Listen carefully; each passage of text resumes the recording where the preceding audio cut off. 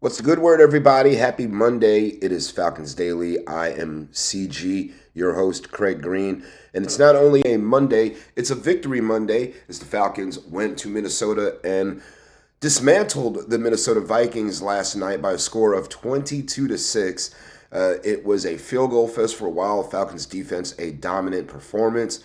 Parker Romo came in place of Younghoe Koo, who was ruled inactive for the game, and he did a fine job as well.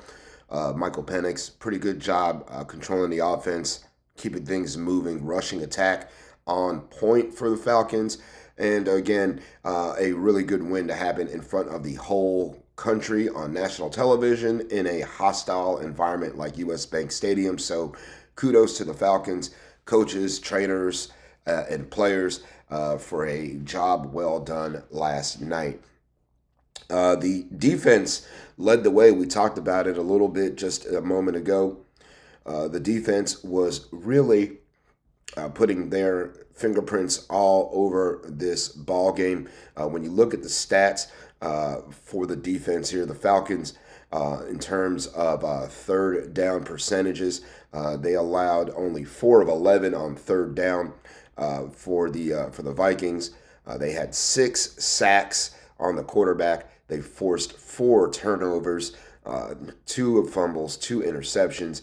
It was a masterclass, and in terms of possession of the football, the Falcons dominated time of possession, 36 minutes to 23 minutes. So basically 36 and a half minutes to 23 and a half. So 36-32, 23-28. Unbelievable job last night. Again, just total domination by the Falcons defensively. And then again, we look at those rookies. The rookie draft class last night showed out for the Falcons. We're looking, of course, at not David Onyemata. Sorry, Onyemata had a nice game as well. 5 tackles, 3 solo, had a tackle for loss. He was all over the place. But Billy Bowman, once again, having a really nice game. Bowman had an interception. He had 4 tackles. After that, Xavier Watts got one to close the show. So he had an interception with a couple of tackles, deflected a pass. And then, of course, Jalen Walker and also James Pierce got their first sacks as Falcons. Pierce with a half a sack, and Jalen Walker had a full sack. But the Falcons, again, 6 sacks on the night. Again, everybody getting in on the action. But those 4 rookies, the draft picks for the Falcons, they showed up last night. It was a great performance by all 4 players. They were flying around the ball. They made everyone in Minnesota uncomfortable, especially that pass rush in the first and second quarter. My goodness. I mean, you could see Walker coming around the edge clean, Pierce coming around the edge as well. You could see their speed, their hand fighting, and they finished and wrapped up and got home and brought J.J. McCarthy to the ground. So, again, it was just really good to see. You could see the potential in this defense last night. If they can continue to rush the passer like that, I tell you what, we're going to love what we see next week against the Carolina Panthers. I can promise you that. And also another aspect of last night's game, Parker Romo, the kicker for the Falcons last night, stepped in for Younghoe Koo and only went 5 for 5 from long range, from field goal range, and some of those again were due to the inability of the offense to kind of get out of their own way, either protecting Penix or just out of sync. And some of those field goals are really, really close to the red zone. So that's one area that needs to be cleaned up. Lots of shade being thrown. I think I've seen, when it comes to Koo. I mean, some folks forget how many times he saved our behind when the offense couldn't get it done. The defense gave up a touchdown at the end or what have you. Folks seem to forget once we get the new shiny toy of of Parker Romo, who goes up there 5 for 5, bangs him through, and then all of a sudden, we act like Koo never did anything for us. That's hogwash. Don't know why Koo was ruled inactive. I mean, only the Falcons know. But that was late on Saturday. He was ruled inactive, did not even travel with the team to Minnesota. So is it possible we've seen the last of Koo in Atlanta? I mean, it is possible, but is there a trade market for a kicker? Number one, no. Number two, would the Falcons be willing to cut him and cut bait and just move forward with Parker Romo and Lenny Krieg? Don't know about that. Last night, Raheem Morris would not commit to anything past Sunday night with the kicker situation. He wasn't saying one way or the other whether or not Koo would remain a Falcon, who the kicker would be going into Charlotte against the Panthers. Did not disclose any of that. He just wanted to live in the moment and absorb what had just happened, and I understand that. But, I don't know if it's going to be the last of Koo in Atlanta, but again, things must be a lot worse than what we thought, either injury-wise or attitude-wise, because, we go back to the Tampa Bay game, okay? I know it was really disappointing for Koo to miss the kick, but come on, kickers do miss. It happens. The only reason we even had a chance in that ball game to go to overtime is because Tampa Bay's kicker missed the field goal that would have padded the lead for them. So I just don't know how things went so sideways with Koo in Atlanta. Again, is he still injured from the hip? Is it something mental? Only they know. But for him not to even be, part of the traveling squad, was a little telling, a little disappointing actually, as someone who appreciate what Koo did for the Falcons. Again, last year, they were folks were literally just cooing, during week one when he came out and banged through some extra points. Again, yeah, he had the one field goal that hit the upright and went through, whatever, missed the one for 44 yards. Yeah, should have made that, but it felt like the entire city, the fan base, the media kind of turned their back on Koo as soon as he missed that kick. It is a what have you done for me lately league, and I completely understand that. But again, what has this man done for you, over the last course? How did he get the contract in which he was being paid? He earned it, you know what I'm saying, by banging kicks through. He went on injured reserve last year and was injured and, came back with a clean bill of health. Was Raheem Morris selling us a whole bunch of BS in the offseason during the preseason about Koo, or did something all of a sudden just happen? Only the Falcons really know. It's just up for fans like us and reporters like us to speculate.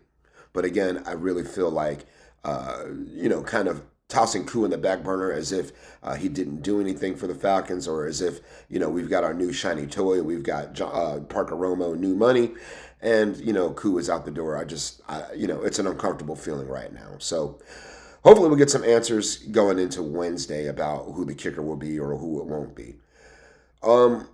Next topic of discussion, we did see an injury on the Falcons last night. A.J. Terrell left with a hamstring injury, and he was ruled out pretty quickly. And then you saw him come up lame. If you're watching the game, you saw him was like he was making a cut, just kind of came up lame, went down, and the training staff came out, helped him out.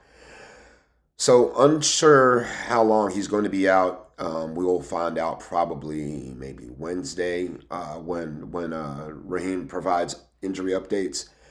But while he's out, are there, how do you replace A.J. Terrell? In the interim, they put D. Alford in his spot, and I thought D did a pretty nice job last night. You also have guys like Natron Brooks, Clark Phillips, who could probably slide in, perhaps even maybe Mike Ford in a pinch. But when it comes to replacing A.J. Terrell, it's hard to replace a guy like that. They literally don't throw the ball to his side of the field because he's got such sticky coverage. Every once in a while, quarterbacks and offensive coordinators will test him, but A.J., for the most part, has done a fine job as an Atlanta Falcon. And, while he's out, do you want to replace him in-house? Do you want to replace him out of the house? So that's, the question. Looking at free agent cornerbacks, the only one I saw on Spotrac, I was using that instead of Over the Cap today. Looking at Spotrac, there's several players who are listed as free agents. The most prominent of which I would say would be Stephon Gilmore, who ironically last played for the Vikings, but he is 35 years old. You still have Antonio Hamilton out there, who's about 33 years old. He played for the Falcons last year. He's also available. Another name that you would probably know from time in the NFC South and just around the league, James Bradbury, who's going on 33 years old right now. Last suited up for the Eagles. He's out there. Kendall Fuller, right around 30 years old. Um, he's also another player that folks would know as well. But the number one guy I would still put my finger on and give him a chance if we were going to go outside the building to replace AJ while he's injured is still Asante Samuel Jr.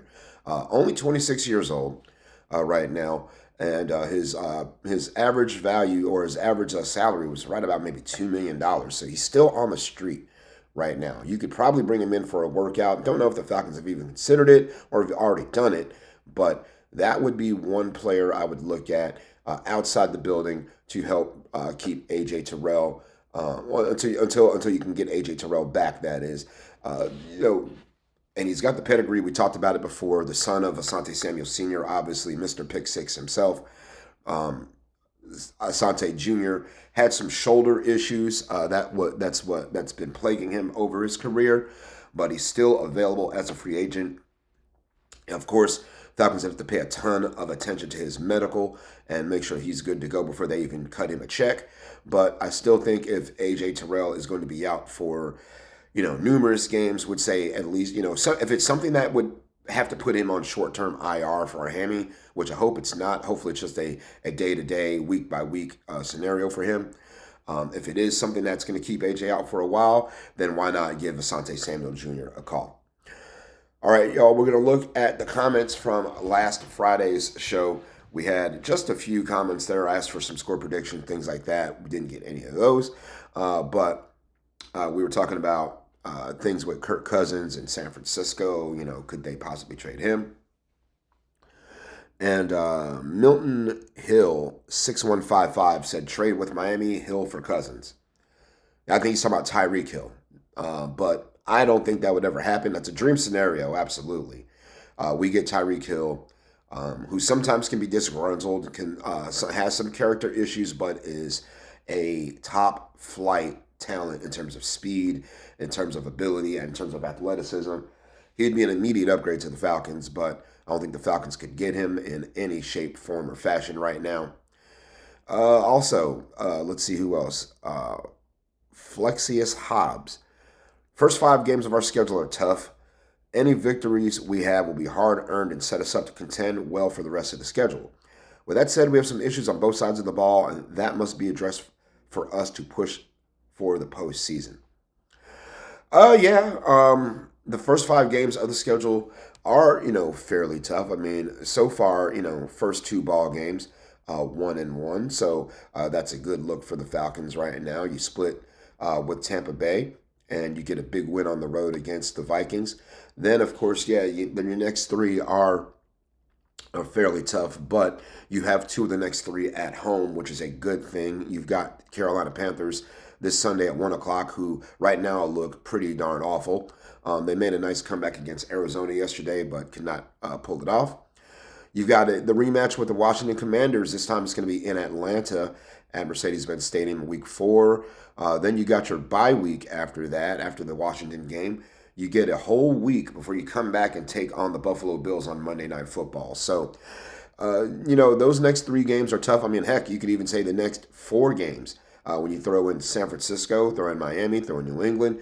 You even go further than that. Indianapolis looks strong right now. And then, you get a little bit of a lull there. Carolina again, New Orleans again, the Jets, who knows what they will be. But again, this schedule, it's not shaping up to be a cakewalk for the Falcons. There's definitely some really tough contests on there. You heard my prediction, 12-5 winners of the NFC South. So we'll see if that's exactly what goes down for the Falcons. All right, everybody, we're going to go ahead and call it good for today. Wanted to get this out to you a little bit later than usual. Hope everybody had a really good weekend. I had a really busy weekend with broadcasting, doing pro wrestling, and also doing college football, and just needed some time for my body to recover. So here we are. We're back, and we'll be back again tomorrow with more Falcons Daily. Also, make sure you give FanArch a follow as well. They're up in the top left corner, FANARCHCO. And if you'd like to give me a follow on social media, I'm at Craig G Sports, CRAIG, the letter G, and the word sports. Hasta mañana, sayonara, and buenos noches.